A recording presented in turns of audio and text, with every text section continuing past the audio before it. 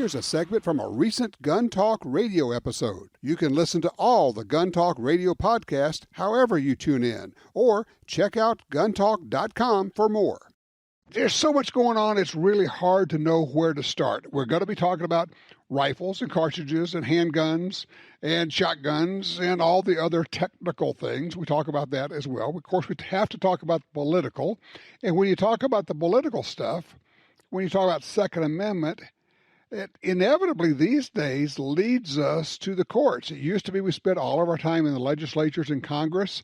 Not so much anymore because a lot of the action is taking place in courtrooms. So I want to do a little catching up today. And who better to help us with that than Cody Wisniewski. He is the General Counsel and Vice President of Legal at FPC Action Foundation. Cody, thanks for spending some time with us today. Absolutely, Tom. Thanks for having me on. You bet. Okay, so first of all, I was going to say, and you know how this happened or what has happened. It was the NRA. It was all the NRA for a long time. And then as they have declined, others actually stepped up. And what we're seeing is that there are 2 or 3, maybe 4, but primarily 2 or 3 organizations that are in the lead. Second Amendment Foundation's Firearms Policy Coalition are really right there, and FPC is always out there just pushing hard, showing up. But this is something different. So what is FPC Action Foundation? Yeah, so FPC Action Foundation is just like a sister org of FPC. So the slight difference is that FPC Action Foundation is a 501c3 nonprofit, which means that contributions to FPC Action Foundation are tax deductible, which is a little different than C4, which is what the FPC, the membership organization, is. But really, between the two, we talk about it a lot as FPC law. And what it is we work together on the entire litigation portfolio for FPC. So, we are helping oversee these cases. We're running these cases. We're working with counsel on these cases to make sure that they are consistent, that our arguments are as good as they can possibly be, whether it's a case, dealing with assault weapons in California or if we're dealing with carry in New York. And so it's 2 separate organizations technically, but we work together on the mission and the goal and the cause. One of the things I hear people say, they'll talk about, the Second Amendment Foundation or the Firearms Policy Coalition as though they're competitors, and they don't understand that in a lot of these actions, the 2 groups and even other groups are joining together to push forward because they're all moving in the same direction. Is that a fair way to put it? Yeah, absolutely. I mean, the mission and the principle come first. Those are above all. And so at the end of the day, I don't care whose name is on the case as long as the case is being argued well, has a good chance of success, and gets the job done, right? Like, that's all that matters at the end of the day. And so, we work with anybody who we can when the opportunity to presents. Sometimes there's cases that we will do on our own. Sometimes there's cases that we'll partner up with other groups, but it's all about the fight first and foremost. About 10 years ago, I was talking with Alan Gura after he'd come off the win in Heller, and he said something that I found interesting. I'd love for you to weigh in on this. And he was talking about how sometimes there are these bad cases brought by people who really don't know what they're doing. Even though they're on our side, they don't quite understand. This is civil rights litigation, and it's built brick by brick, step by step. And when you're doing a case, when you guys are looking at doing a case, you're not just looking at that case. You're looking at where does that lead us and where are we going to go. And I know that on our side, people always say, well, why didn't you just go for the whole thing at once? Well, that's not how this works, is it? No, not at all. And so there's this, there's a fairly famous concept out there called the Overton window.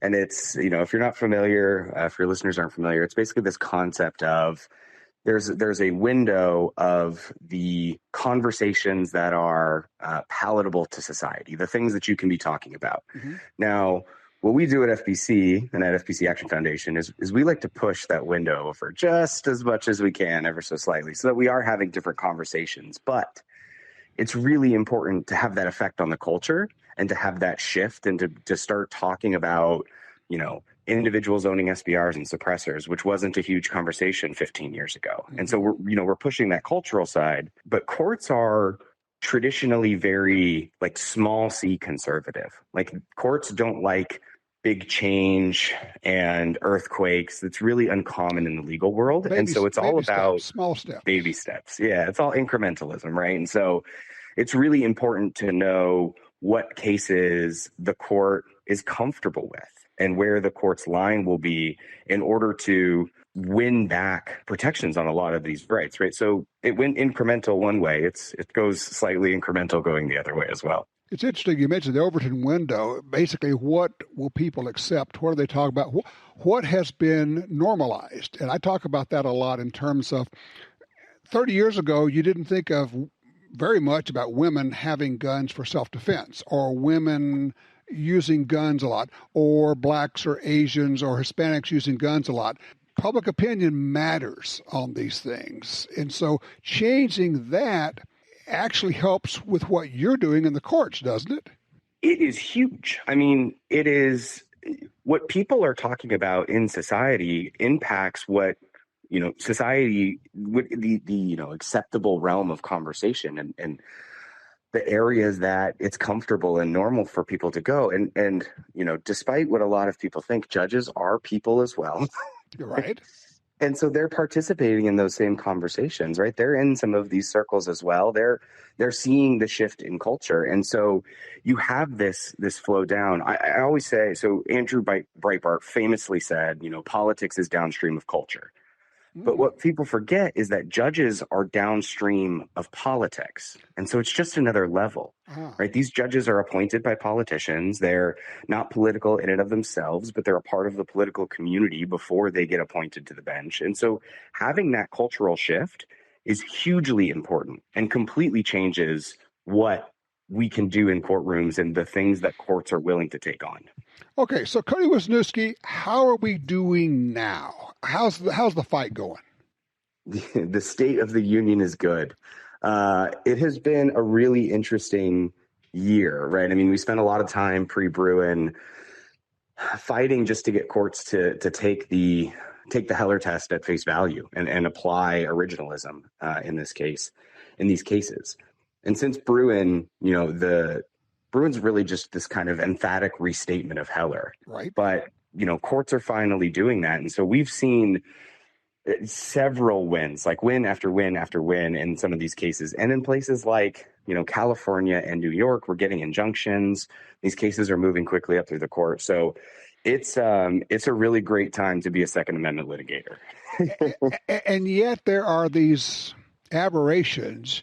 You get a court in Illinois or one in Colorado. It just happened as we're speaking today, just a few days ago. You might just explain what just happened there. It's like this weird decision. Yeah, and so it's you have this happen, right? Like sometimes you'll have courts that are, like this Colorado court on the waiting period law that they came out and compared it to intoxication. It was a very weird opinion. The Seventh Circuit, this court in Illinois basically came out and said that semi-automatic rifles are essentially M16s, and so then they can be banned, and they're not even protected, which is just beyond the pale. Right. So you do, you're always going to have some of these courts that are outliers. You're always going to have some of these courts that are still, mistaking the textual analysis and mistaking the history.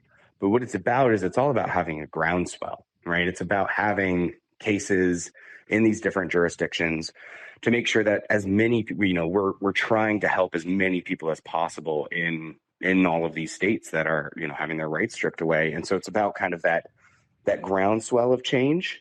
And, hopefully the Supreme Court is, more interested in taking on additional Second Amendment cases. It seems like it is. And so I think there's a lot of opportunity to get more movement at the Supreme Court on this issue, which would be huge for being able to enforce some of these other cases. As I look at this, you got to understand my perspective. I mean, I'm 94 Clinton gun ban was there for that. Actually, as a teenager, I was arguing against the Dodd bill, which became GCA 68. So I have seen a lot of this. And there were times where it looked bleak and dark, and I've never seen it look as good as it is today. And yet, as I look at what's going on, I keep thinking, we must hurry because I think this is a window of opportunity, particularly with the Supreme Court, and we must get as much as we possibly can right now. Is that a proper way to think of this? It's certainly a really unique time. What makes Second Amendment litigation so different from most other types of constitutional litigation is that in all of these other realms, oftentimes you have decades and decades of case law, and sometimes you're dealing with weird nuances between a case from the 50s and a case from the 80s, and you're trying to compare the two. Well, in the Second Amendment space, we don't have that. We have 3 or 4 or 5 Supreme Court opinions that are relevant to the practice area. But what's also so unique right now is that all of those cases that were tried for 14 years after Heller before Bruin, all of those cases, almost every single one of those cases was subjected to that old, 2-step tiers of scrutiny test that the court said was inappropriate. As I call it, the yes, but. Yes, this is protected by the Second Amendment, but we think probably it shouldn't have been, so we're going to go the other way. Exactly. And then, so what you have with Bruin is basically they came out and, like I said, it's kind of this emphatic restatement of Heller. They just said, no, we said text and history. We meant text and history. By the way, we'll show you how to do it again. And so what happened was all of those cases that were litigated over 14 years are all being litigated right now at the same time, right? All of those bills were on the books. All of these issues were. Now, there's some that are kind of Bruin response bills, right? These new locational restrictions for carry and carry permitting processes. But it's kind of a very unique time so that all of these issues are going up at once. And that is also really unique in constitutional litigation. And so I do think that it is a very, it's kind of a key time to see what this court is willing to take and what this particular court is willing to say before there's a change on the court. You talk about this being a unique time. I try to follow this. Every day I'm following this. I can't keep up with how many cases are going forward and decisions being made in the various circuits and the various courts. I have no idea how you are in the middle of it, keep up with all of this. Well, we spend a lot of time paying attention to the portfolio and the cases. We've got some great people here at FPC and at FPC Action Foundation that are, on top of these things and are, sending out these updates. But we have 55 active cases across the country. And that's just in like direct litigation, right? Those are cases that we're either FPC's a plaintiff in, the Action Foundation is the attorneys in, or we're supporting the case. And that doesn't include, all of the cases that we do amicus support in, right? To support other people's cases, to help, give them additional arguments for the court to consider. That also doesn't follow our, we have a whole research division as well. And so, we're putting out research papers that are being cited by circuit courts in our wins and are being cited by, the Supreme Court in Bruin. And so there's a whole wealth of it behind just the cases too. You're building the foundation upon which other things are being built. And Cody, I am sorry, I'm going to run out of time here. We got to get you back on here. I guess from what I gather from what you're saying is it's a good time and we're really making progress and people should be heartened by what's going on. Absolutely. And I think that's the takeaway here, right? It's okay to be frustrated with the losses. It's okay to, see these opinions coming out of, Colorado or Illinois and, be frustrated and to see this misapplication and this misunderstanding of firearms. But what I hope people also see is the enormous changing tide. I hope they also see, win after win after win that are coming out. I hope they look at these opinions where, we're defeating ATF rulemakings and getting injunctions against pistol brace rules and getting injunctions and getting final merits relief on framer receiver cases. There's so much out there to be excited about that, it's okay to be frustrated with some of them, but I really do hope that people are seeing all of the good things that are happening and are really heartened by that. Cody Wisniewski, thank you so much. You're welcome back here anytime, okay? Thanks, Tom. Happy to come back. All right, you take care.